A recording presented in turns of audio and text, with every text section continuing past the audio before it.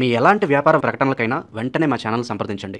ప్రస్తుతం మనతో పాటు ప్రముఖ ఆధ్యాత్మికవేత్త వేదిక్ ఆస్ట్రాలజర్ గోనుగుంట్ల సురేష్ బాబు గారు ఉన్నారు. గురువుగారితో మాట్లాడేద్దాం. నమస్కారం గురుగారు.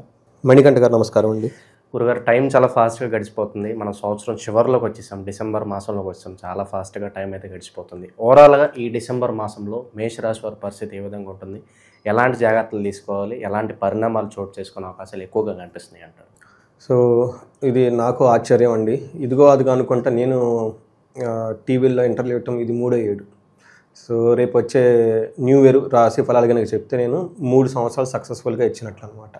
సో ఒకటి నాది హిస్టరీ వెనకెళ్ళి చూసుకుంటే, ఇంకా వెనకెళ్ళి చూసుకుంటే కొంతమంది ఎవరన్నా ఏం జరిగింది అని చూసుకుంటే వాళ్ళు కంపేర్ చేసుకోవచ్చు, ఎంతవరకు మ్యాచ్ అయింది నేను చెప్పిన దానికి.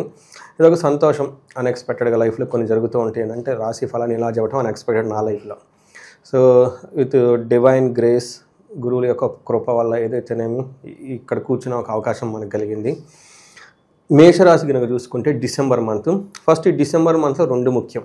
ఒకటి, ఇది మనకి ఇయర్ ఎండ్ మంత్ కాబట్టి ఎవరైనా రిజల్యూషన్ తీసుకోవాలన్నా కానీ, సంకల్పం తీసుకోవాలన్నా, ఒకసారి హోల్ ఇయర్ అంతా అసెస్మెంట్ చేసుకొని ఎక్కడో ఆగిపోయామన్న ఫీలింగ్ కనుక ఎవరికైనా ఉంటే ఒకసారి జాతకం చూపించుకొని ఏమైనా దోషాలు ఉంటే ఆ దోషాలను తీపిచ్చేసుకొని ముందుకెళ్ళిపోవడం చాలా చాలా ఉత్తమం.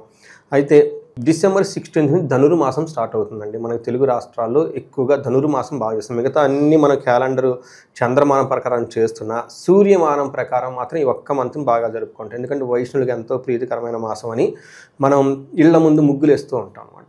రంగోలీలు వేసేస్తూ ఉంటాం, కల్లాపు చల్లుతూ ఉంటాము. ఆ టోటల్ ఊళ్ళు వీళ్ళంతా హరిదాసులు రావటం బాగా మనకి ఏమంటారు, సంక్రాంతికి సంబంధించిన ఉత్సవాలు సంబరాలు అంతా ఇక్కడ నుంచి స్టార్ట్ అయిపోతాయి.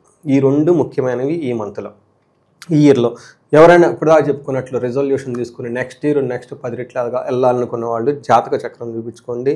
పరిహారాలు ఏమైనా ఉంటే చక్కగా మీ రాశికి అనుగుణంగా ఉంటే చేసుకోండి. మేషరాశి కనుక చూసుకుంటే ఈ రాశి వాళ్ళకి మనకి మే నుంచి లాస్ట్ జనవరి నుంచి మనకి ఏలినాటి శని స్టార్ట్ అయిందండి.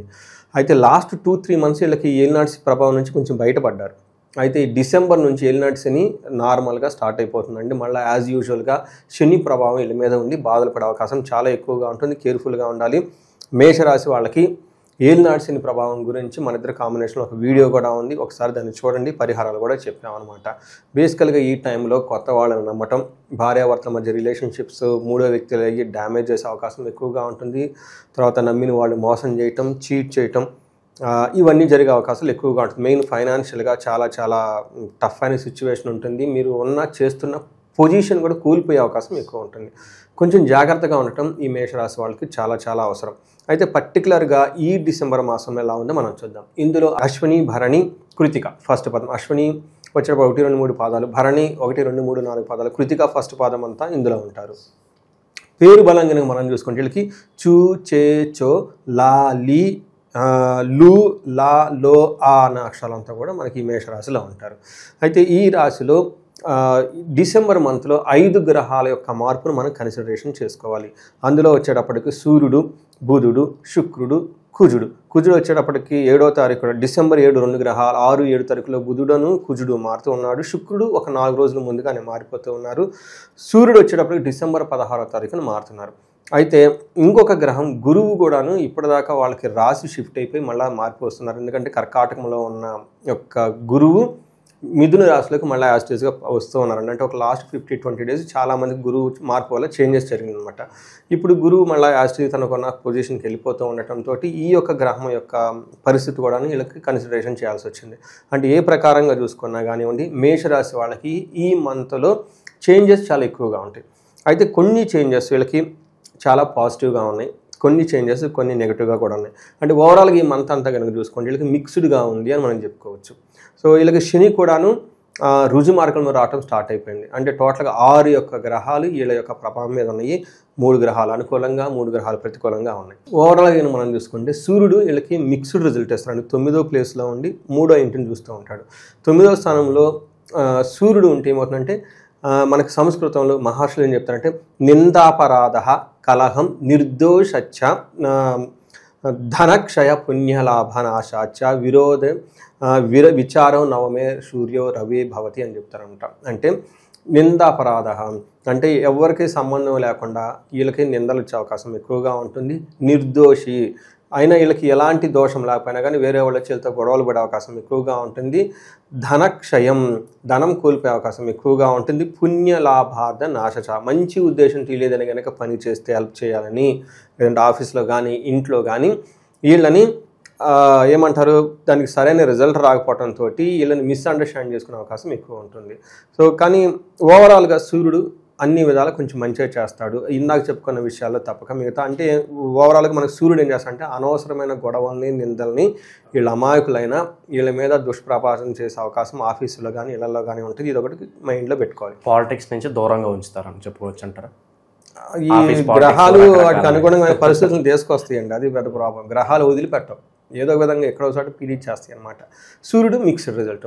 కుజుడు బాగా ఇబ్బంది పెట్టే పరిస్థితిలో ఉన్నారండి. కుజుడు కూడా 9వ ఇంట్లో ఉండటంతో 9th హౌస్లో 2 క్రూర గ్రహాలు ఉన్నాయండి. ఇవి ఫాదర్కి సంబంధించిన వ్యవహారాల్లో, తర్వాత ఆధ్యాత్మిక సంబంధించిన వ్యవహారాల్లో, లాంగ్ ట్రావెల్ చేసే వ్యవహారాల్లో ఇబ్బందులు పడతాయి వీళ్ళకి. బట్ లాంగ్ ట్రావెల్ చేయాలనుకున్న వాళ్ళకి ట్రాన్స్ఫర్స్ లేదంటే మనకి షిఫ్ట్ అయ్యి అక్కడ ఇబ్బందులు పడే అవకాశం ఎక్కువ ఉంటుంది. కుజుడు వీళ్ళకి కొంచెం బాగా ఇబ్బంది పెట్టే అవకాశం ఎక్కువ ఉంటుంది. వీళ్ళు ఫస్ట్ ఓవర్ ఎక్స్పెండిచర్ విపరీతంగా ఖర్చు పెడతారు. నెక్స్ట్ ఇంటికి సంబంధించిన వ్యవహారాల్లో కొంచెం ఇబ్బంది పడే అవకాశం ఉంటుంది. బట్ కుజుడు మెయిన్ 9th హౌస్లో ఉంటే ఏం చెప్తారంటే మనకి సంస్కృతంలో మహర్షులు అశనాచ్చ ధన శూన్యం శోషణం దేహపీడనం స్థాననాశ విరోధం చ నవమస్తే భవేత్ ధారాసుతే అని చెప్తారు. ధారాసుతుడు అంటే కుజుడు. కుజుడు 9వ ఇంట్లో ఏమవుతుందంట, అన్న వస్త్రాలకి కొన్నిసార్లు ఇబ్బందులు పడే అవకాశం ఎక్కువ ఉంటుంది. శరీరం ఎండిపోయినట్లు ఉంటుంది. స్థాన భ్రష్టత్వం, ఈ టైంలో ప్రొఫెషనల్ మ్యాటర్స్లో మీకు ఇబ్బందులకు గురే అవకాశం ఎక్కువగా ఉంటుంది. ద్వేషపూరితమైన వాతావరణం ఉంటుంది. వృధా ప్రయాణాలు, ఇందాక ఆల్రెడీ చెప్పుకున్నాం, ఈ విషయంలో కొంచెం జాగ్రత్తగా ఉండాలి. అయితే వీళ్ళకి బుధుడు శుక్రుడు 2 మనకి శుభగ్రహాలు బాగా హెల్ప్ చేస్తున్నాయండి. సో బుధుడు వచ్చేటప్పటికి వీళ్ళకి పుత్రుల ద్వారా, భార్య ద్వారా చక్కటి ఒక హ్యాపీ న్యూస్ని, ఎంజాయ్మెంట్ని అయితే తీసుకొస్తూ ఉంటారు. శుక్రుడు అగైన్ వీళ్ళకి చాలా ఏమంటారు రెస్క్యూ టీమ్ అనమాట. వీళ్ళని బాగా కాపాడే గ్రహం. ఎవరైనా ఉన్న మీద మేషరాశిలో ఉంటే మేషరాశి వాళ్ళకి శుక్రుడు బాగా విపరీతంగా ఏమంటారు కాపాడుతూ ఉంటారు. ఏ ప్రకారం అంటే దుఃఖానాశ, మహాసౌఖ్యం, బంధుమిత్ర సమాగమ, రాజదర్శనం ప్రాప్తి, అష్టమస్తే భవేత్ భృగునందని అని చెప్తారు. అంటే ఈ టైంలో దుఃఖనాశనం, ఇప్పటిదాకా ఏదన్నా కనుక గొడవల్లో వాటిలో ఉంటే ఆ దుఃఖాన్ని నుంచి పోయేసి హ్యాపీగా ఉంటారు, సౌఖ్యంగా ఉంటారు. బంధువులతోటి, మిత్రులతోటి, ఫ్రెండ్స్ తోటి చక్కగా కలిసి ఉంటారు. రాజదర్శనం ప్రాప్తి అంటే వీళ్ళపై ఉన్న అఫీషియల్ కానివ్వండి, గవర్నమెంట్ ఆఫీషియల్ కానీ వాళ్ళని కలవటము, వాళ్ళ ద్వారా వీళ్ళకి లాభం రావటం ఇవన్నీ జరుగుతుండే అవకాశం ఎక్కువ ఉంటుంది. సో ఇంతేకాకుండా టయానికి మంచి ఫుడ్ తింటూ చక్కగా మాట్లాడే మాట చక్కగా మాట్లాడుతూ చాలా హంబుల్గా ఉండి ఏమంటారు శ్లోకాలు చదవటం, చాంటింగ్ చేయటం, ఇలాంటి పనులన్నీ ఎక్కువ చేస్తూ ఉంటారు. ఈ టైంలో యాన్సిస్టర్స్ రిలేటెడ్ ప్రాపర్టీ డీలింగ్స్ ఏమైనా ఉన్నా కానీ, లేదంటే గుప్త నిధులు లాంటివి ఏమైనా ఉన్నా కానీ వీటికి సంబంధించి వీళ్ళకి చక్కగా మంచి రిజల్ట్ వచ్చే అవకాశం ఎక్కువ ఉంటుంది. సో ఈ టైంలో లేడీస్ నుంచి కూడాను మంచి ఫేవర్ వస్తుంది. లేడీస్ అయితే కనుక జెంట్స్ నుంచి కూడా వీళ్ళకి మంచి ఏమంటారు అనుకూలంగా ఉండే సమయం ఎక్కువగా ఉంటుంది, మనం గమనించుకోవచ్చు. ఓకే, ఇక ఈ రాశిలో ఏ నక్షత్రాలు వాళ్ళు ఉంటారు, వాళ్ళకి ఎలా ఉండబోతుంది పర్టికులర్? మనకి అశ్విని, భరణి, కృతిక 3 నక్షత్రాలు ఉంటాయండి. అశ్విని నక్షత్రం వాళ్ళకి చూసుకుంటే రాజ్యలాభము, ప్రమోషన్స్ వచ్చే అవకాశం ఎక్కువగా ఉంటుంది. అది కూడా బుధుని వల్ల. రెండోది వీళ్ళకి వస్త్ర లాభం ఉంటుందండి. సో తర్వాత వీళ్ళకి మేజర్ ప్రాబ్లం ఏంటంటేనండి అతిగా భయపడతారు, ఫైనాన్షియల్ క్రైసిస్ ఉంటుంది. అతిగా భయపడుతూ ఉంటారండి. అది కూడాను భూముల దగ్గర నుంచి రియల్ ఎస్టేట్ చేసేవాళ్ళు, తర్వాత అన్నదమ్ముల మధ్య గొడవలు, వీటికి సంబంధించి వచ్చే అవకాశం ఎక్కువగా ఉంటుంది. హెల్త్ కాంప్లికేషన్, ఫైనాన్షియల్ క్రైసిస్ చాలా ఎక్కువగా ఉంటుంది. దరిద్రము అని చెప్తారంటే టయానికి డబ్బులు లేక అయ్యో లేదన్న ఫీలింగ్ ఎక్కువ ఉంటుంది. అలానే భరణి నక్షత్రం వాళ్ళకి సేమ్ యాస్టేజ్గా వీళ్ళకి రాజ్యలాభం, ప్రమోషన్ వచ్చే అవకాశం ఎక్కువగా ఉంటుంది. అతిగా భయపడే సిచ్యువేషన్, హెల్త్ కాంప్లికేషన్స్ ఉండే అవకాశం ఉంటుంది. నెక్స్ట్ కృతికా నక్షత్రం వాళ్ళకి వీళ్ళకి లాభము, ప్రమోషన్స్ వచ్చే అవకాశం ఎక్కువగా ఉంటుంది. ప్రొఫెషనల్ మ్యాటర్స్లో చాలా సపోర్టివ్గా ఉంటుంది. అయితే హెల్త్ కాంప్లికేషన్స్, ఫైనాన్షియల్ క్రైసిస్ ఎక్కువ ఉంటుంది. హెల్త్ కాంప్లికేషన్స్ ఒక 1 వీక్ 10 డేస్ ఉంటుంది. బట్ మేజర్గా ఈ రాశి వాళ్ళకి ఫైనాన్షియల్ రిలేటెడ్ మ్యాటర్స్లో చాలా కేర్ఫుల్గా ఉండాలి. వీళ్ళకి ఏలినాటి శని కూడా నడిచింది. ఈ ఏలినాటి శనిలో శని బాధలతో పాటు కొంచెము సూర్యుని ప్రభావంతో ధనానికి ఇబ్బంది పడే అవకాశం ఎక్కువ ఉంటుంది. సో బట్ పాజిటివ్ న్యూస్ ఏంటంటేనండి వీళ్ళకి ప్రమోషన్స్ వచ్చే అవకాశం ఎక్కువగా ఉంటుంది. సో ఇవి గమనించుకొని చక్కగా మనతంతా ప్లాన్ చేసుకోవచ్చు. ఎడిషనల్గా భరణి, కృతికా నక్షత్రాలకి శరీరానికి గాయాలయ్యే అవకాశం ఎక్కువగా ఉంటుంది. కృతికా నక్షత్రాలకి కార్యహాని అంటారు, ఏదైనా పని కనుక చేస్తే ఇబ్బందులు పడుతూ ఉంటారు. బట్ ఓవరాల్గా కనుక చూసుకుంటే మనం మిక్స్డ్గా ఉంది, ఒక మనీ వ్యవహారంలో చాలా జాగ్రత్తగా ఉండాలి, మిగతా వచ్చేటప్పటికి ఇంటర్పర్సనల్ స్కిల్స్ కొంత పేషెన్స్ ఉంటే ఆటోమేటిక్గా అన్నీ పోతాయని మనం గమనించుకోవచ్చు అండి. ఇప్పుడు అలాగే ఈ నరఘోష నరదిష్టి కావచ్చు, శత్రువుల నుంచి అధికంగా కాస్త థ్రెట్ ఉంటుంది కొంతమందికి. సో దీని ప్రభావం ఎంతవరకు ఉంటుంది? సో ఏమవుతుందంటే అండి, వీళ్ళకి మీరు చెప్పిన విధంగా ఏలినాటి శని స్టార్ట్ అవుతుంటోటి శని వీళ్ళ యొక్క ఉత్సాహాన్ని జోష్ని ఒక 30-40% తగ్గించేస్తాడు. అయితే వాళ్ళ దశాభుక్తి ఇండివిజువల్ జాతకంలో బాగుంటే అది ఎన్నుముకలాగా కాపాడుతుంది, ఏదో ఒక విధంగా వెళ్ళిపోతారు. బట్ అది కూడా బాగలేకపోతే, ఇది బాగలేకపోతే చాలామంది ఇబ్బందులు పడిపోతూ ఉంటారు. ఈ టైంలో దిష్టి ఉంటుంది, నరఘోష ఉంటుంది, అప్పటిదాకా నిద్రావస్థలో ఉన్న కొన్ని యోగాలు ఉంటాయి, లైట్గా కాలసర్ప దోషము, లైట్గా కుడిదో, అంటే అవి పెద్ద పెద్ద దోషాలు లైట్గా ఉంటాయి. ఈ టైంలో అవి కూడా ఏమంటారు యాక్టివ్ అయిపోతాయి అన్నమాట. అందుకని వీళ్ళు చాలా జాగ్రత్తగా ఉండటం అవసరం.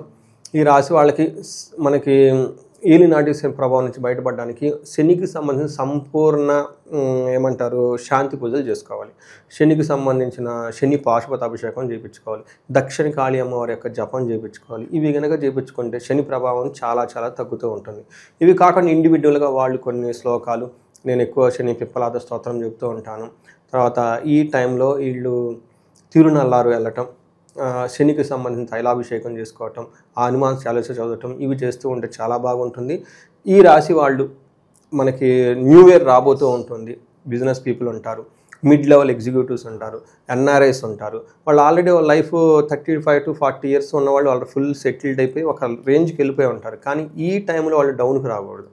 సో ఈ ఉద్దేశంతో నేను ఎన్ఆర్ఐలు కానివ్వండి, బిజినెస్ పీపుల్ కానివ్వండి, వాళ్ళు ఇండివిజువల్కి జాతకం చూసి ఈ ఏలినాటి శని యొక్క ప్రభావం నుంచి ఎక్కువగా సఫర్ అవ్వకుండా బిజినెస్ పీపుల్ అయితే ఎలాంటి హోమాలు చేసుకోవాలి, లేదంటే మ్యారీడ్ కపుల్స్ ఏమైనా ప్రాబ్లమ్స్ ఉంటే ఎలాంటివి చేయాలని ఇవన్నీ మనం ఇండివిజువల్ వాళ్ళ జాతకం చూసి ఇంకా కొన్ని వాళ్ళకి రెమెడీస్ అవన్నీ మనం చేయించవచ్చు.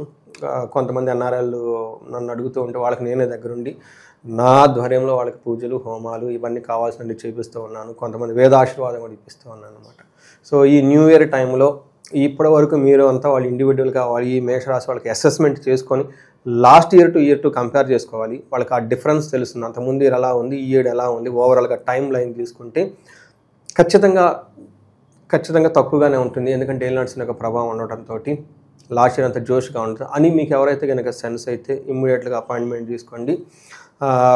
జాతక చక్రాన్ని కంప్లీట్గా అసెస్మెంట్ చేసుకోవడం చాలా ఇంపార్టెంట్. అంతేకాకుండా ఈ రాశితో పాటు మేషరాశితో పాటు సింహరాశి, ధనుసు రాశి, కుంభరాశి, మీనరాశి వాళ్ళు పార్ట్నర్స్ ఉన్న ఇంట్లో ఫ్యామిలీ మెంబర్స్ యాక్టివ్గా ఉన్నా కానీ సిచ్యువేషను చాలా చాలా వరస్ట్గా ఉంటుంది.